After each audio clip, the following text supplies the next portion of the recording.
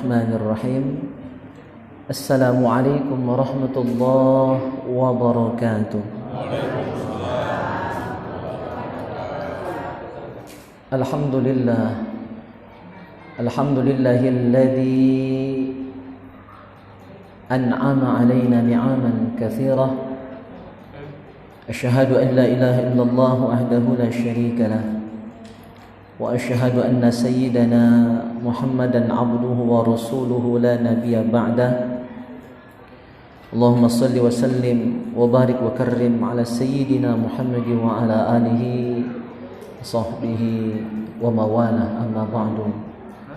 Al-mukarramun, para jamaah yang mulia, Bapak Ibu hadirin wal hadirat jamaah Masjid Istiqamah rahimakumullah. Atas perkenan Allah, atas rahmatnya, hidayahnya, maunahnya, pada malam hari yang mulia ini, di malam Jumat, malam penuh berkah, malam hari raya mingguan bagi kita, di mana pada malam Jumat ini para malaikat melaporkan amalan kita, aktivitas kita kepada Nabi Muhammad sallallahu alaihi wasallam. Jadi betapa senangnya Nabi kita kumpul di Masjid Istiqomah pada malam hari ini. Rasul tahu kita umatnya di pelosok negeri di Nusantara ini, di ujung Pangkalan Balai ini, pinggir sungai yang labuntu, ya kan? Alhamdulillah kita membahagiakan Nabi pada malam hari ini dengan taklim pada malam hari ini. Dan juga setiap malam Jumat, hari Jumat, amalan kita dilaporkan para malaikat kepada orang tua kita, leluhur kita yang sudah meninggal dunia. Jadi kita malam hari ini berkumpul bukan cuma untuk taklim, tetapi kita juga membahagiakan Nabi, juga membanggakan dan membahagiakan orang tua kita yang sudah meninggal dunia. Ya, luar biasa. Maka jangan tak semangat belajar dan memakmurkan rumah Allah ini. Salawat dan salam semoga senantiasa tercurah limpahkan kehadiran junjungan kita Nabi Muhammad sallallahu alaihi wasallam serta keluarga, sahabat dan pengikut beliau. Jamaah yang mulia, ada satu atau dua hadis ingin saya sampaikan sebagai motivasi bagi kita semua untuk semangat dalam belajar, dalam menuntut ilmu, walaupun sibuk, walaupun usia sudah tidak muda lagi, tetap harus belajar. Karena kata Rasul, utlubul ilma minal mahdi ilal lahdi. Tuntutlah ilmu, belajarlah, wabil khusus belajar agama, ilmu manfaat dunia akhirat, dari buayan, dari budek, dari kecil, dari bayi sampai masuk liang lahat, sampai masuk liang kubur, baru berhenti belajar. Jadi selama masih ada napas, selama masih ada nyawa, belajar tidak boleh berhenti. Orang bodoh, kata Imam Al-Ghazali, adalah orang yang ketika merasa diri sudah tidak perlu belajar lagi, merasalah cukup dengan ilmu yang ada, jadilah. Ya, nah, ketika ngomong jadilah, disitulah letak kebodohan kita. Maka siapapun terus belajar. Al-Mukarram, guru kita, guru mulia kita, Kiai Balian bin Kiai Haji Sulaiman, yang merupakan cucu dari pendiri masjid ini, ya, sejarah masjid ini. Beliau 84 tahun sekarang usianya, masih belajar, masih nulis kitab, masih baca kitab. Kurang apa ilmu beliau? Nah, apalagi dibandingkan dengan kita, tambah jauh. Ya, kita yang belum ada apa-apanya kadang-kadang sudah merasa cukup dengan ilmu yang ada. Maka sebagai motivasi kami sampaikan qaul dari Imam Asy-Syafi'i. Apa kata beliau? Man la yuhibbul ilma la khaira fih, fala takun bainaka wa bainahu ma'rifatun wala sadaqatun fa innal ilma hayatul qulub wa misbahul basair. Ya. Orang yang tidak cinta ilmu, orang yang tidak senang belajar, maka tidak ada kebaikan sedikit pun pada orang itu, kata Imam Syafi'i. Ya, jadi kemuliaan kita itu terletak pada ilmu. Nak sukses, nak ida itu terletak pada ilmu. Maka sesuai dengan sabda Nabi, man arada dunya fa alaihi bil ilmi. Siapa yang nak bahagia dunia, ilmu. Alatnya, wasilahnya, asbabnya. Wa man arada al akhirah fa alaihi bil ilmi. Siapa yang ingin bahagia akhirat, masuk surga, dapat nikmat Allah, dapat ridha Allah, ilmu juga kuncinya.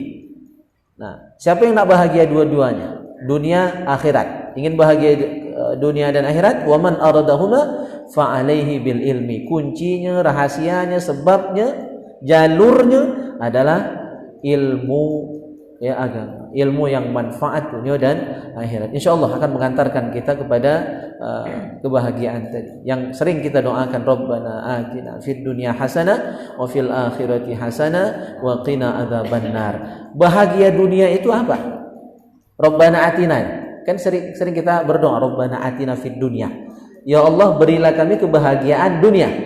Nah, seringkali kita tidak paham maksudnya, padahal kata Imam Al-Ghazali yang dimaksud dengan kebahagiaan dunia itu dua. Satu ilmu, yang kedua amal soleh. Ya. Jadi ketika kita berdoa Rabbana atina itu maksudnya ilmu dan amal soleh. Jadi kalau kita dapat dua ini, bahagia itu sudah. Jadi tidak disebut rete. Ya, tidak disebut pangkat. Bukan tak boleh berete, wajib. Nah, cuma kalau ada ilmu dan beramal soleh, maka rete tadi jadi manfaat. Pangkat tadi Pak Soehardi jadi manfaat. Pacak nolong orang, ya kan? Pacak nolong keluarga. Tidak salah nolong keluarga, nolong orang. Orang lagi ditolong, apalagi keluarga. Asal caranya benar, ya kan? Nah, itu yang dimaksud dengan kebahagiaan dunia, ilmu dan amal soleh. Kebahagiaan akhirat ya surga. Ya, nikmat Allah, ridha Allah, rahmat Allah, itulah kenikmatan akhirat. Terakhir kata Rasul sallallahu alaihi wasallam, al-alim wal muta'allim syarikani fil khair. Ya. Yang belajar dan yang ngajar itu dua orang yang bekerja sama. Dua orang yang berserikat sama-sama dapat pahala. Jadi bukan cuma yang ngajar dapat pahala, yang belajar pun dapat pahala. Walaupun duduk baik tak dapat yang disampaikan itu. Duduk baik. Ya, datang duduk diam. Ya, ilmu lewat. Ya, masuk kanan keluar kiri atau mungkin mantol sama sekali. Tapi asal dia duduk di majelis ilmu, itulah sudah dapat pahala, dapat pengampunan dosa, naik derajatnya. Apalagi dapat ya ilmu yang kita pelajari. Maka tetap semangat ya. Tetap semangat walaupun cuma numpang duduk di masjid ini, tidak apa-apa. Ya, insyaallah nanti akan saya sampaikan 7 fadilah orang yang duduk di majelis taklim walaupun tak satu pun ilmu yang dia dapat. Insyaallah akan saya kutipkan kalau tidak lupa minggu depan dari kitab Al-Manhajus Sawi karya Sayyid Abdullah bin Alawi Al-Haddad, penyusun Zikir Ratibul Haddad. Baik, kita lanjutkan bahasan fikih kita. Terakhir kemarin sampai wa yuhramu tashabbuhur rajul bil mar'ah fi nahwi lubsin wa aksihi. Haram laki-laki menyerupai perempuan, perempuan menyerupai laki-laki pada pakaian dan lain sebagainya. Ya, jantan pakai rok, nah itu haram. Jantan pakai make up, abang bibir, ya kan? Nah itu haram. Ya, mahal-mahal gergi bedek, ya kan? Bedek lah mahal. Ya, kadang-kadang lengkaplah orang-orang itu dari ibu-ibu mabuk ya. Kadang lengkap seluruh peralatan kecantikan tuh ada gini. Yang jantan jadi-jadian tadi kan. Ah itu tidak boleh. Termasuk juga yang betina nyontoh jantan, niru jantan pada pakaian dan lain sebagainya. Nah, termasuk tasyabbuh ini juga menyerupai orang non muslim. Yang kemarin baru lewat ribut-ribut gitu bulan Desember kemarin kan. Makai pakaian orang Kristen, miluk-miluan, pakai baju-baju ciri khas orang Kristen, Natalan, pakai topi apa tuh? Nah, ya, pakai pernak-pernik, ya serba-serbi yang khusus identik dengan orang-orang non-muslim, maka itu pun haram. Ya, jelas sabda Nabi, man tashabbaha biqaumin fahuwa minhum. Barang siapa menyerupai suatu kaum, maka dia termasuk kaum itu. Ya, nyerupai pakaian orang Yahudi. Walaupun tidak sama keyakinannya, cuma mirip-mirip. Nah, itu tanda senang. Makai barang orang itu tanda senang. Ya, anak gadis kami di rumah tuh kecil-kecil ya kan, itu saling pakai, kadang-kadang berebut. Adiknya nak pakai baju ayunya nak pakai baju adik. Karena apa? Senang. Nah, itu juga ketika kita senang dengan pakaian orang Kristen, berarti ada cinta. Awas, hati-hati. Ini sepakat sudah para ulama. Senang dengan kekufuran, kufur. Senang dengan kesyirikan, syirik. Senang dengan kemunafikan, munafik. Jadi kita wajib benci kekufuran, wajib benci kesyirikan, wajib benci kemunafikan. Perbuatannya. Kalau orangnya kita doakan. Kan? Karena sesuai sabda Nabi itu la yu'minu ahadukum hatta yuhibba li akhihi ma yuhibbu li nafsihi. Tidak sempurna iman seseorang di antara kalian sampai mencintai saudaranya sebagaimana mencintai diri sendiri. Kata Imam Nawawi, hadis ini maknanya 3. 1, orang Islam yang taat kita doakan istiqomah. Sesuai nama masjid tubuh nih, istiqomah. Artinya istiqomah itu nak hujan, nak panas, nak pagi, nak petang, nak siang, nak malam, taat ibadah. Tak peduli hari hujan ke masjid. Apalagi tak hujan. Nah, ini berentak rintek dikit tak datang, ya kan? Nah, itu masih dipertanyakan keistiqomahannya itu. Ya kan? Ini rumah dekat kadang-kadang kan, yang jauh tahan datang, tahan bermotor. Ini Dani bermotor ya. Dari mana-mana ke jengok nih kan. Yang tinggal melangkah, rumah sekilan bergatak tak datang. Saking dekat itu sekilan bergatak aja. Ya. Belum istiqomah. Nah, yang sudah istiqomah, kita doakan mantap imannya. Itu makna kita mencintai saudara kita itu. Yang belum istiqomah, yang masih tenggelam timbul, masih kadang nongol, kadang ide, ya kan? Atau leman langilang daripada adu di masjid, jangan dibenci, Pak. Ya, jangan dibenci, itu doakan. Ya Allah, dulurku itu, tetanggaku itu, keluargaku itu, kawanku itu, jarangnya nyingok batang hidungnya di masjid. Ya Allah, semoga Engkau berikan dia hidayah supaya rajin, supaya gelek beramal soleh, gelek ke masjid. Doakan, jangan dibenci. Tidak boleh membenci orang. Walaupun dia jarang sembahyang, walaupun tak kalah sembahyang pun jangan dibenci. Benci perbuatannya, jangan orangnya. Nah, orangnya tuh doakan berubah, taubat, ar-ruju ilallah. Terakhir yang ketiga, orang kafir. Orang kafir, orang musyrik, orang munafik, orangnya tidak boleh tuh benci. Perbuatannya wajib. Karena tadi mencintai kekufuran berarti kufur juga. Jadi kita wajib benci kekufurannya, perbuatannya itu. Cuma orangnya kita doakan. Kalau pacak dapat hidayah, ya Allah beri dia hidayah supaya dia masuk Islam, supaya dia jadi hamba-Mu yang baik, ya Allah. Nah, itu ada perbedaan ya.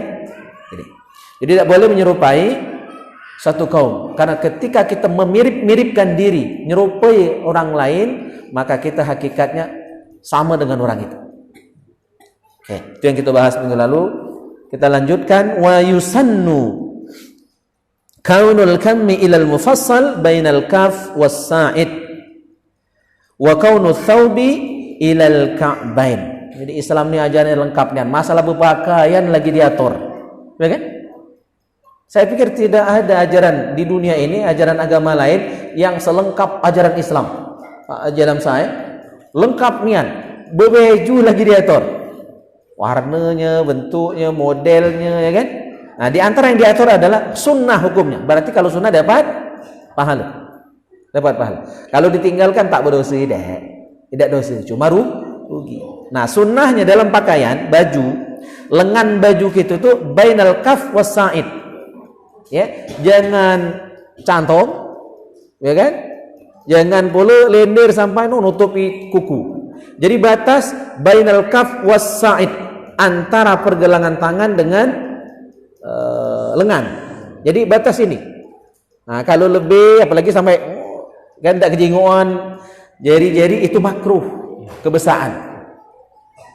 Nah, termasuk juga kalau baju lengan pendek itu juga makruh. Nah, banyak yang kena namanya. Apalagi dibawa semayang. Dan saya ingat betul pesan guru kami Ustaz Taufik Hasnuri, apalagi yang jadi imam. Kalau makmum okelah. Imam baju lengan pendek kurang bagus. Kurang bagus kalau jadi imam. Ya, terutama itu. Jadi baju itu sunnahnya lengannya sampai pergelangan tangan. Ini ya. Masih sampai ini. Ini sunnahnya. Jangan terlalu tinggi, jangan pula kelendiran. Itu sunnah. Itu untuk bagian atas. Untuk bagian bawah, wa kaunu thawb ilal ka'bain. Untuk sewet, ya, bagian bawah, pakaian bagian bawah, sarung dan lain sebagainya, itu sunnahnya jangan melebihi mata kaki, ka'bain. Jadi maksimal batas mata kaki. Lebih afdal di atas mata kaki dikit. Kalau di bawah mata kaki ada dua hukumnya.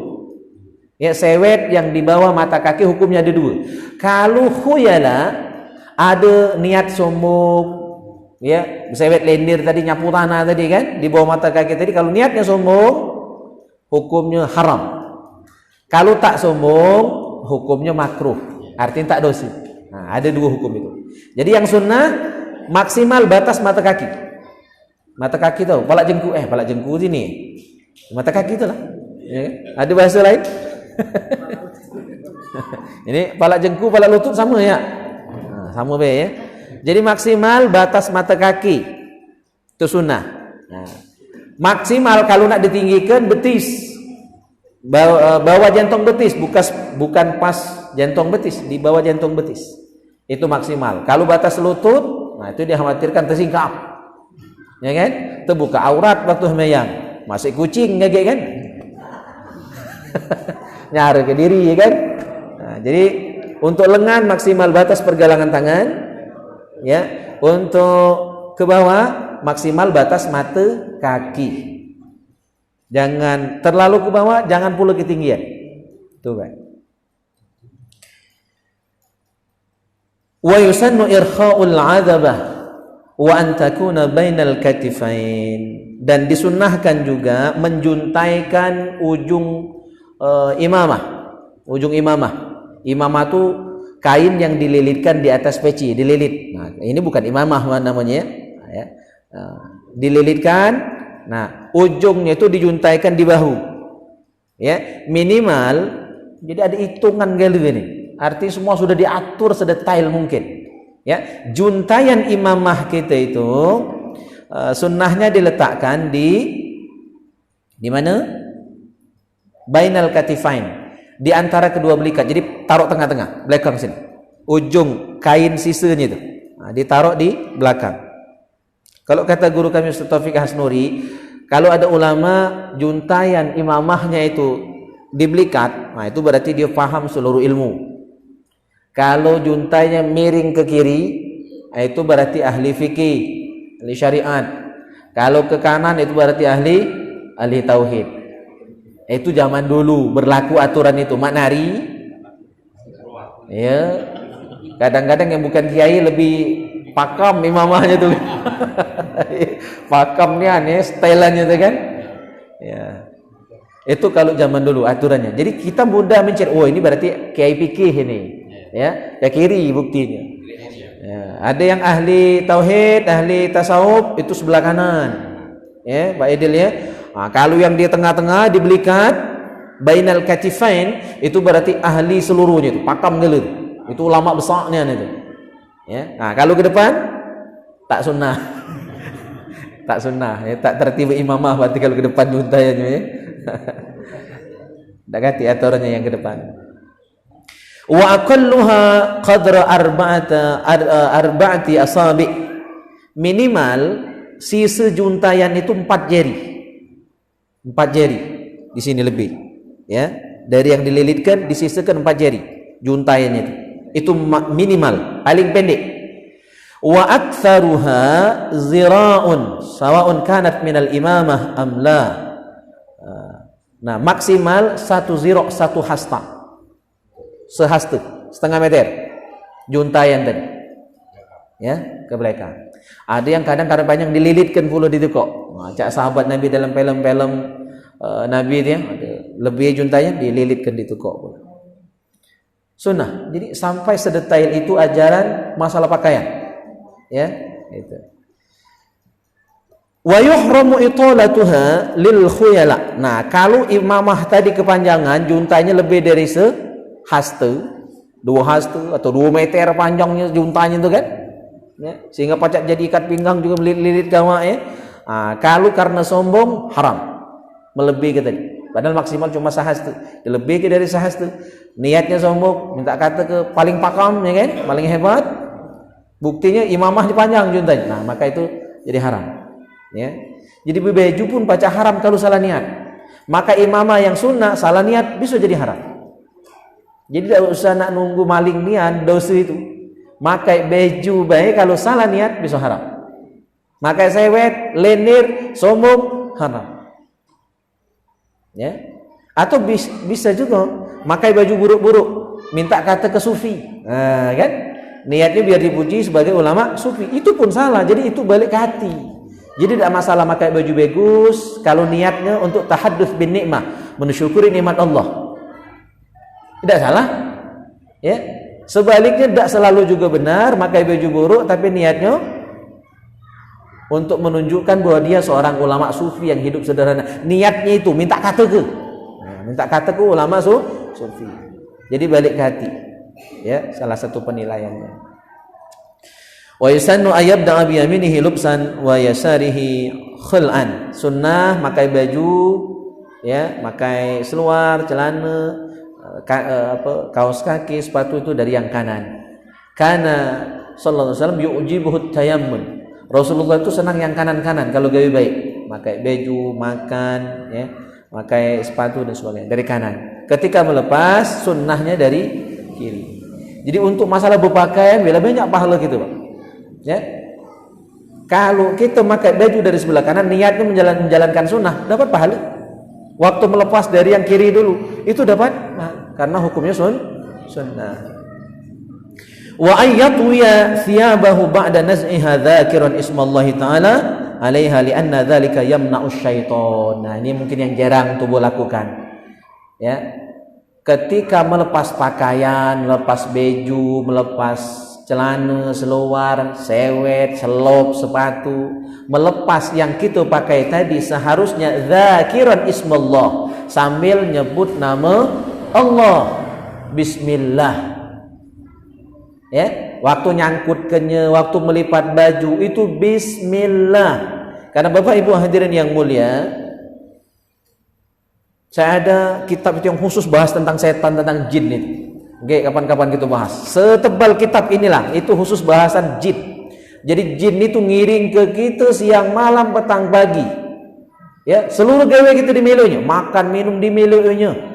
Ya, tidur be dimilunya, masuk rumah dimilunya. Maka dengar-dengar kita ini bismillah. Ya, muka lawang bismillah minimal. Jadi kalau kita bismillah muka lawang, tidak baca masuk kita, masuk rumah milu kita. Kita makan baca bismillah, tidak baca miluk makan. Kita minum baca bismillah, tidak baca miluk minum dia. Ya. Nah, termasuk melepas baju. Kalau baju kita waktu dilepas tadi, waktu digentong, waktu dilipat, ya, tidak baca bismillah, maka yang makai baju itu waktu kita lepas, waktu kita sangkutkan, waktu kita lipat, tidak baca bismillah lagi, baju tadi dipakai oleh setan, dikubak oleh jin.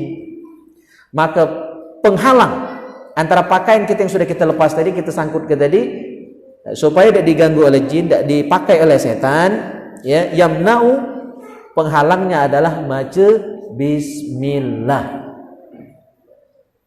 Ya, jadi Bu melipat baju itu setiap lipatan Bu bismillah. Setiap melepas sekok baju bismillah.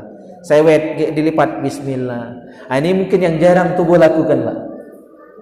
Ya, itu yang jarang kita lakukan. Bismillah setiap melipat sekok baju, ngosok sekok baju, itu jangan lupa baca nama Allah. Kalau enggak, makanya kata ulama antara dua, ya. Yang paling afdal itu mana? Antara baju itu dilipat atau digentong, yang paling afdal dilipat. Jadi sampai ada aturan seperti itu, Pak. Ya. Antara digentong atau dilipat, yang paling afdal dilipat.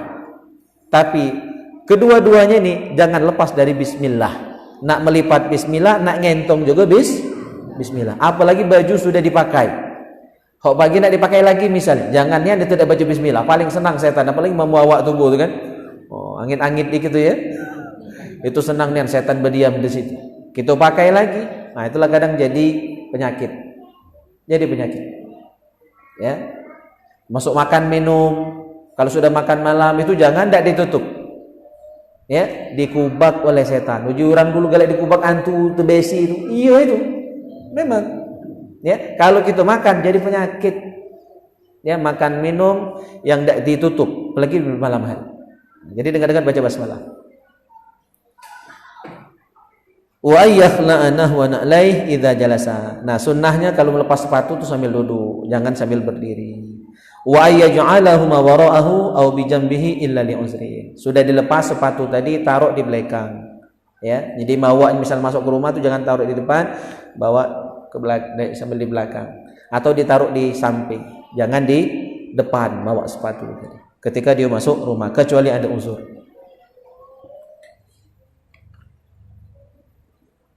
Masih ada waktu?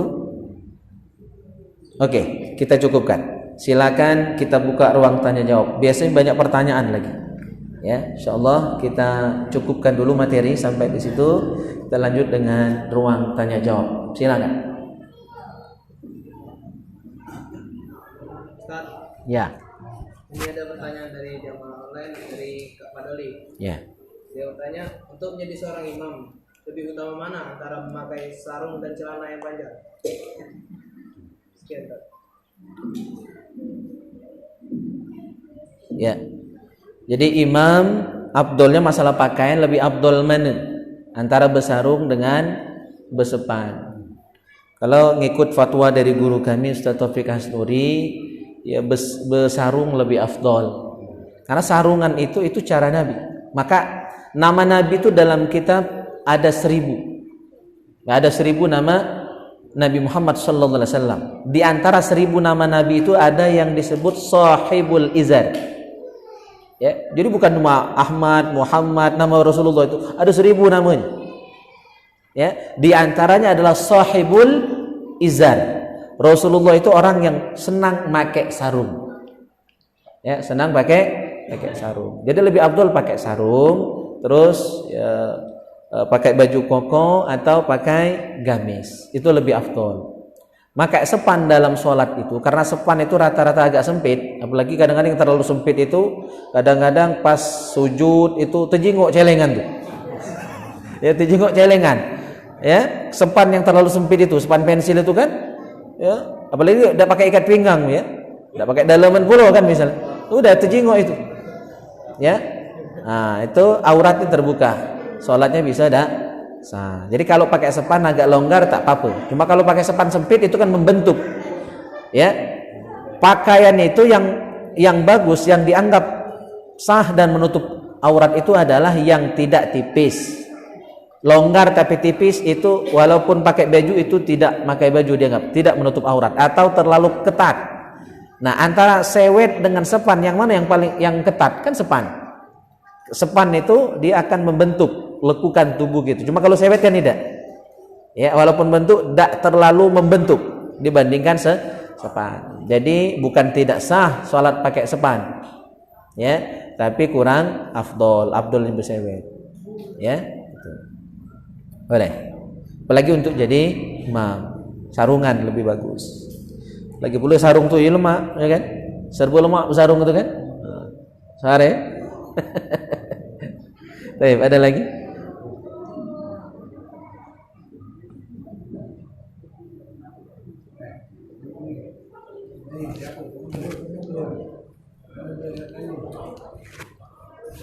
Pak Rian biasanya banyak tanyaan.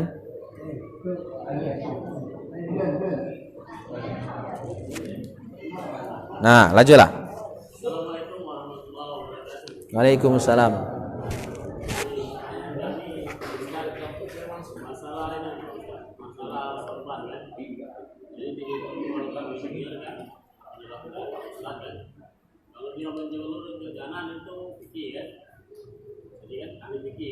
Kiri. Baca kalau.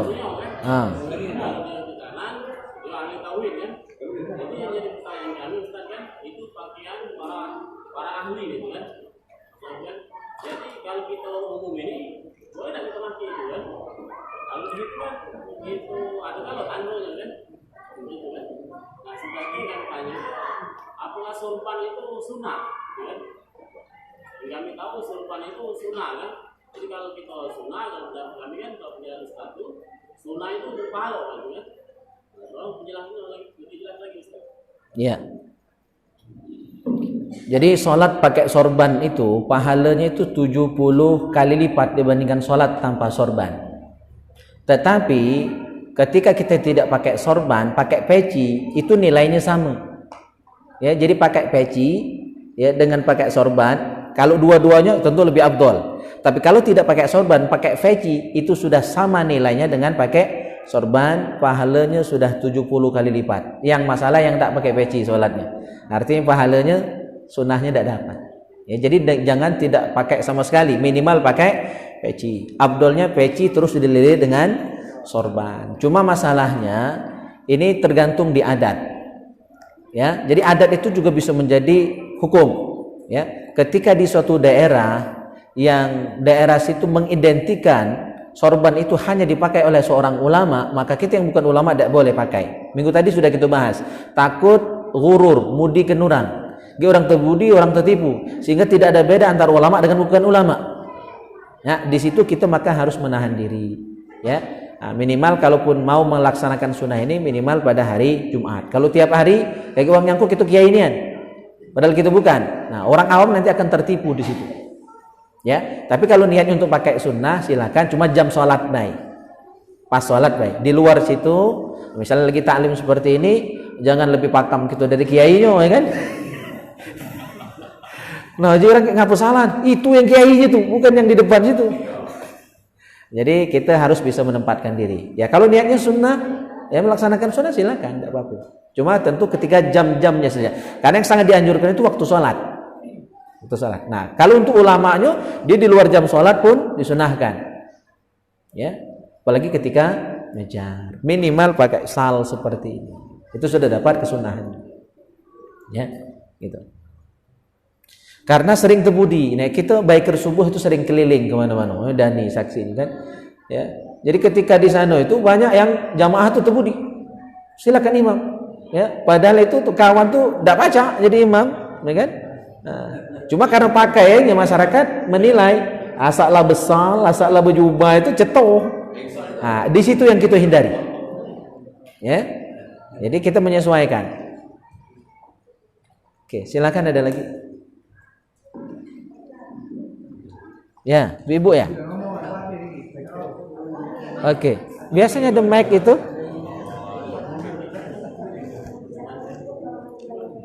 Waalaikumsalam warahmatullahi wabarakatuh. Ya.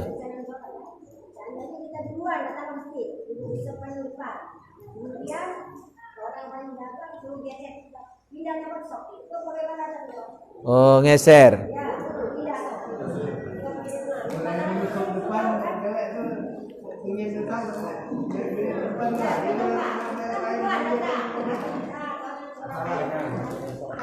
Iya. Iya. Iya, iya. Oke. Al-masjidu baitu kulli mu'min. Masjid itu rumah setiap orang mukmin. Artinya, siapapun beriman kepada Allah, maka dia punya hak yang sama di masjid. Nak pejabat, nak bukan, ya, nak jahat, nak belaga, nak hitam, nak putih, nak besar, nak kecil, dia punya hak yang sama di masjid. Kecuali budak kecil yang memang belum balik, boleh kita suruh mundur. Ya, budak kecil yang belum balik. Cuma kalau dia kecil tapi sudah mukallaf, tidak boleh digeser. Asal dia dulu, maka itu adalah tempat yang berhak untuk dia tempati salat di situ. Jadi termasuk dilarang. Dan itu su'ul adab ketika kita nyuruh geser. Apalagi yang nyuruh tadi atau alasan kita bergeser tadi, disuruh bergeser tadi karena pangkat dan jabatan. Awas, menghormati seseorang hanya karena memandang pangkat dan jabatannya atau kekayaannya, maka hilang 2/3 iman. Was, hilang iman. Hormat dengan orang itu boleh karena dia lebih tua dari kita, karena dia lebih alim, lebih soleh, boleh. Cuma kalau karena kekayaannya, karena jabatan, karena bupati, geser, bupati nak sholat di sini, tidak boleh, hilang iman. Karena masjid rumah setiap orang mukmin. Oh, itu hadis Nabi. Al masjidu baitu kulli mu'min. Masjid itu rumah setiap orang beriman. Siapa yang nulu dia berhak.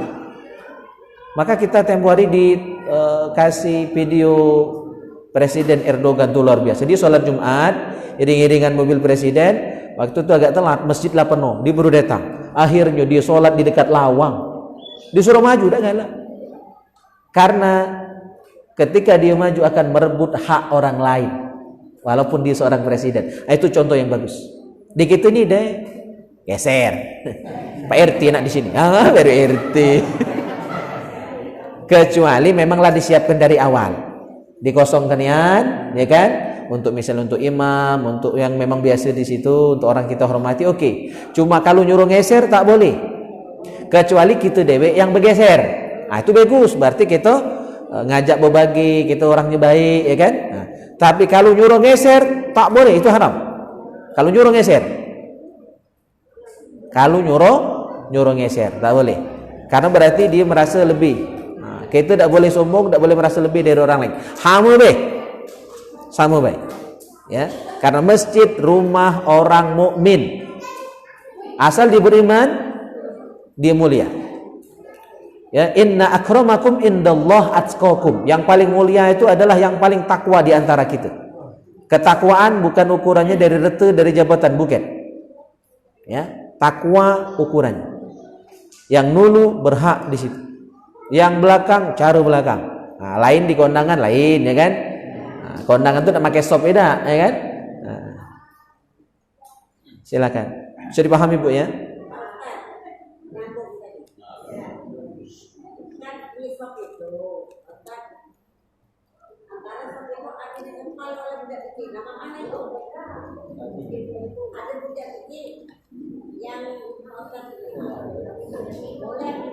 Ya, budak kecil itu dijengok dulu. Kecil yang mak mana? Kan? Banyak budak kecil itu kan?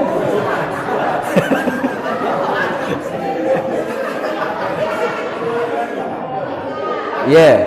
Kalau budak kecil itu masih bawa pampers, pakai pampers meluk masjid, sebaiknya jangan dibawa ke masjid.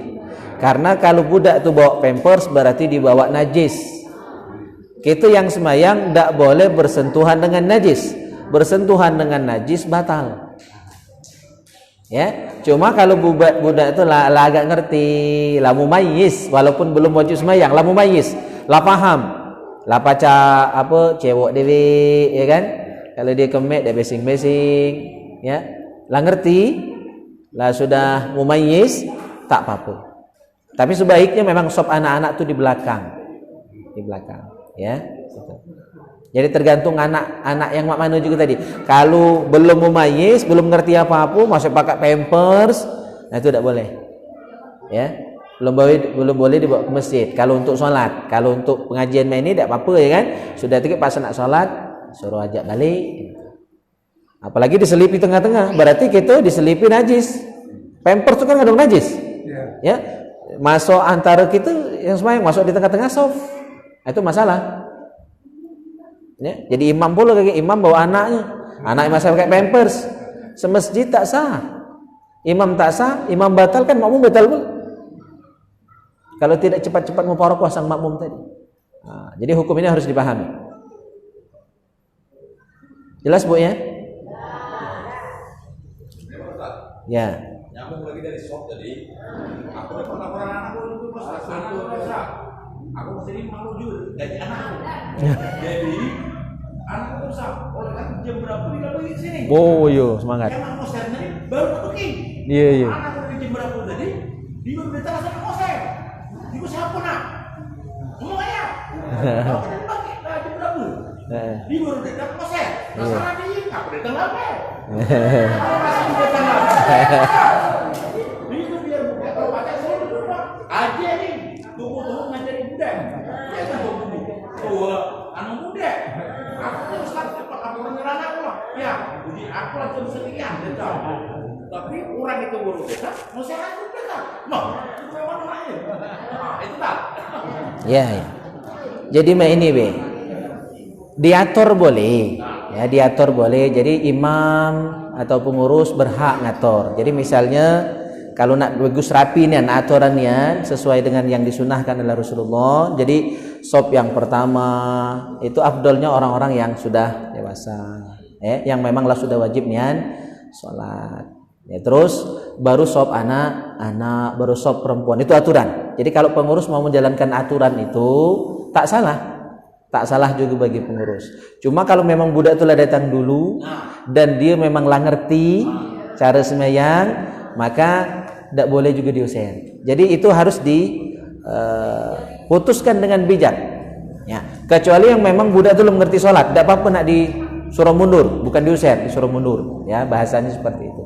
Ya, karena sopnya anak-anak itu bagusnya dia di belakang orang tua. Ya, boleh diatur, ditertibkan. Ya, dibimbing, ditertibkan. Ya, gitu. Biar bagus sekali. Cuma kalau memang dia ngerti mah, ya kan? Walaupun misalnya anak ada yang paham, ada yang ngerti, budaknya bagus, nurut, tidak apa-apa, jangan diusir di situ. Dia punya hak yang sama.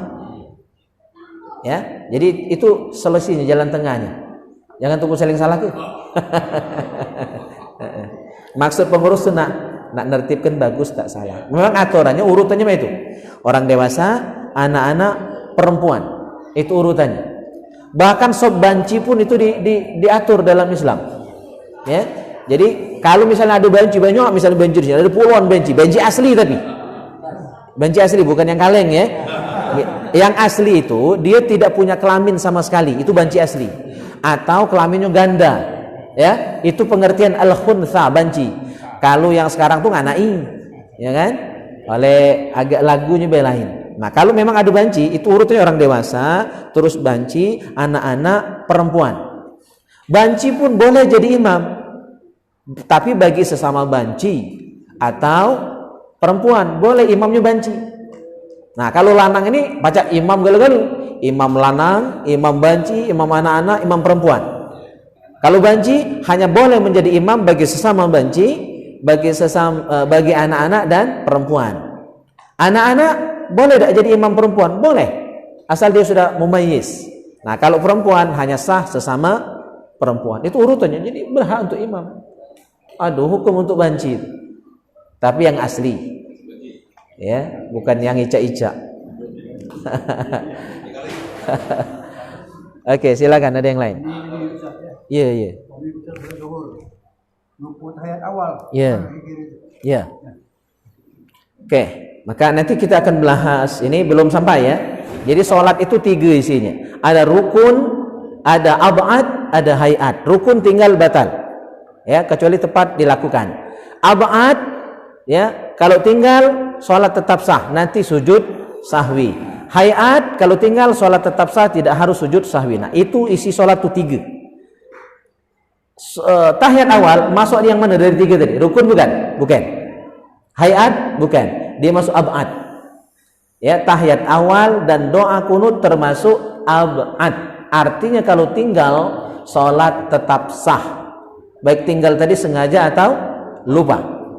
Ya, baik sengaja atau lupa, tahiyat awal dan doa kunut sholatnya tetap sah karena posisinya berada di sunnah ab'ad. Sunnah, bukan wajib, bukan rukun. Jadi tetap sah. Nah, tinggal nanti kalau ingat, aku tadi tidak tahiyat awal, aku tadi tidak kunut. Nanti sebelum salam sujud lagi 2 kali, namanya sujud sahwi. Sudah sujud sahwi baru salam, kanan kiri. Jadi sholat tetap sah. Nah, lupanya itu kapan?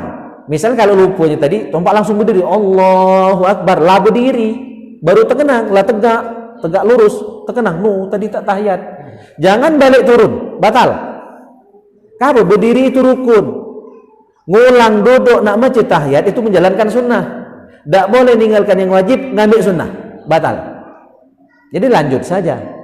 Nah, kecuali baru jongkok, ya, baru meraung, Allah, baru terkenang, lah meraung kan, balik duduk boleh. Nah, itu bedanya. Kalau lah sudah berdiri, jangan ngulang duduk. Nah, kadang-kadang saya juga pernah sekali 2 kali, pernah di Alamir tuh sekali sholat maghrib, tinggal tahiyat awal, Allahu Akbar, lah berdiri. Lanjut saja karena saya paham hukumnya kan, lanjut saja. Nah, jamaah di belakang yang banyak tak ngerti, bingung. Ada yang miluk berdiri, ada yang masih tahiyat, ada yang subhanallah, subhanallah, dah sudah. Jadi pas hari itu saya sholat ngimam sholat maghrib, biasanya wirid dan doa, langsung mutar badan, jelaskan fikih. Ya, jadi biar dapat hukumnya. Dan ternyata Senin lalunya, karena dulu saya setiap Senin itu kultum, sebelumnya itu menjelaskan tentang hukum itu. Ternyata memang dilupakan oleh Allah supaya hukum itu jadi dipraktekkan. Ya, itulah. Jadi kadang-kadang saya itu ceramah langsung diuji, dites. Jadi untuk meraktekkan ilmu yang sudah dijelaskan Senin yang lalunya, seminggu kemudian saya ternyata lupa tahiyat awal. Jadi kalaulah sudah sampai posisi berdiri, tidak boleh turun. Karena berdiri itu rukun, tahiyat itu sunnah. Tidak boleh meninggalkan yang wajib, ngambil yang sunnah. Atau sebaliknya. Contohnya tadi doa kunut. Kan apaan juga tuh? Lupa kunut. Allahu Akbar, langsunglah sujud. Atau posisi sudah dekat ke sujud. Terkenang, tidak kunut. Langsung baik sujud. Ya. Cuma kalau baru batas ruku, baru jongkok kan? Terkenang. Naik lagi tidak apa-apa boleh. Ya, gitu. Nah, makmum jangan maksa imam. Kadang-kadang imam tinggal tahiyat awal atau imam tinggal kunut, tak berhenti di belakang tuh subhanallah. Ada kan ya itu, subhanallah. Pokoknya kalau tak nurut tak berhenti. Jangan paksa imam. Lanjutkan saja. Nah, mana kita makmum? Imam tinggal tahiyat awal. Pilihan kita dua kalau kita makmum. Ya, atau imam tinggal kunut tadi. Pilihan kita juga dua. Yang pertama langsung melu, itu paling afdal. Melu berdiri. Karena sholat tidak batal, tinggal itu. Langsung saja melu berdiri. Itu pilihan pertama dan itu yang paling afdal.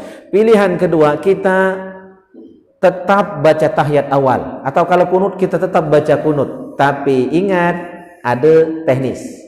Jangan langsung baik. Di dalam hati kita niat mufarokoh. Niat memisahkan diri dari imam. Jadi sholat kita sholatnya dewi ada lagi makmum. Ya, mufarokoh. Ya, jadi munfarid, jadi sholat dewean. Ya, nah kalau tak niat langsung baca tahiyat awal, langsung doa kunut, pada 5 malah sujud, batal sembahyang makmum tadi. Jadi biar sah mufarokoh dulu. Ya, cuma niat deh yang berubah. Ya, niat memisahkan diri dari imam. Dalam hati tidak usah disebut. Nih kan, imam terdengar tersinggung, tabuknya lah juga. Kau jinya. Jadi cukup dalam hati, tetap di barisan itulah. Nah, jadi itu dua-duanya benar, nak milih salah satu. Yang paling afdal ikut imam, ya, tapi boleh mufaraqah, artinya kita melanjutkan baca tahiyat dewek. Sudah itu baru berdiri kita lanjutkan rakaat berikutnya. Itu ya.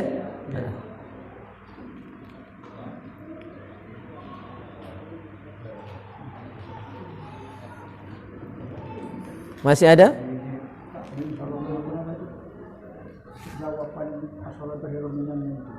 Oh iya, siap.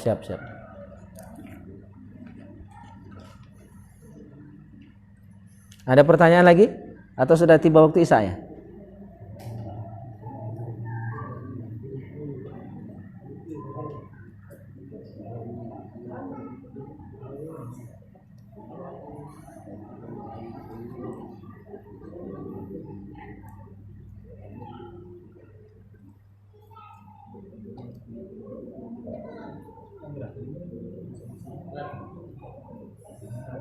Masih ada?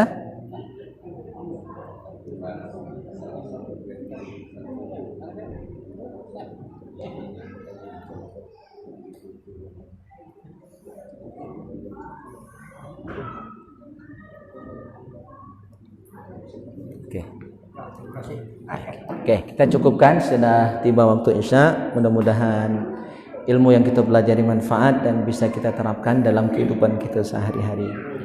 Kita tutup dengan doa kafaratul majlis. Subhanakallahumma wa bihamdika asyhadu an la ilaha illa anta astaghfiruka wa atubu ilaik. Wassalamualaikum warahmatullahi wabarakatuh.